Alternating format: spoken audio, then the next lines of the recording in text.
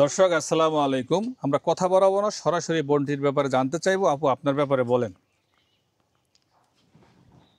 সুপ্রিয় দর্শক, আমাকে যদি আপনাদের ভালো লাগে অবশ্যই আমার এই ভিডিওটা পুরো দেখবেন।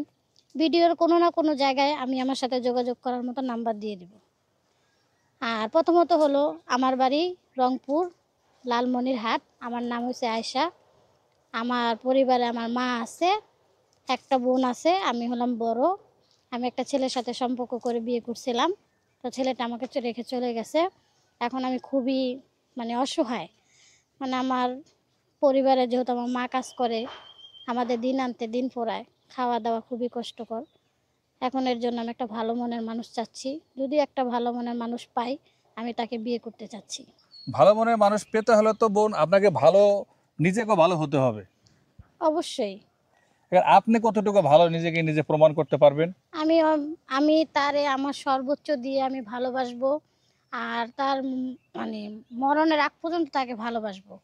মরার আগ পর্যন্ত তাকে আপনি ভালোবাসবেন, এই প্রতিশ্রুতি দিচ্ছেন। হ্যাঁ। এখন আমার প্রশ্ন হলো আপু, অনেকে এরকম কথা বলে, ভিডিওতে যা বলবেন সব রেকর্ড হয়ে থাকবে, কিন্তু পরবর্তী থেকে আপনি কথা রাখতে পারবেন? অবশ্যই রাখতে পারবো। যেহেতু আমি কথা দিতেছি, আমি কথা রাখতে পারবো।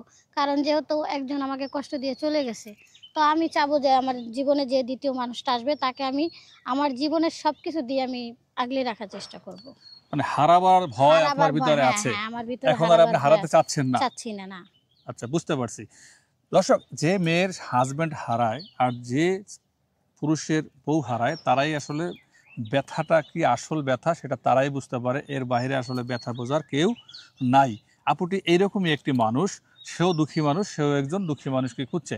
আপু, আমাদের এই ভিডিও দেখে অনেকেই হয়তো আপনাকে নক দেওয়ার চেষ্টা করবে, কথা বলতে চাইবে। সে ভাইদের হয়তো স্ত্রী থাকবে অথবা থাকবে না, বউ মরে গেছে বা চলে গেছে, এরকম ভাইদের কিন্তু বয়স একটু বেশি হয়।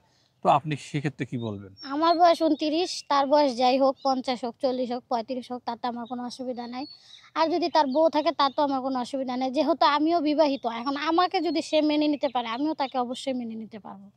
এটা হলো নিজেদের মধ্যে সব। এখন আপনার বিয়ের ব্যাপারে আপনি কথা বলতেছেন, আপনি কি দিতে পারবেন? বিয়েতে অনেকে যৌতুক চায়, টাকা পয়সা চায়, কিন্তু আপনাকে বিয়ে করলে সে কি ভাই পাবে? বলতে আমার দেওয়ার মতো কিছুই নাই। যেহেতু বললাম আমার বাবা নাই, বাবা মারা গেছে, আমার স্বামী আমাকে রেখে চলে গেছে, আমার মা বাসা বাড়ি কাজ করে। এখন আমার দেওয়ার মতো কিছুই নাই। আমাকে যে ভালোবাসবে শুধু আমাকেই দিতে পারবে, এছাড়া আমি কিছুই দিতে পারবো না।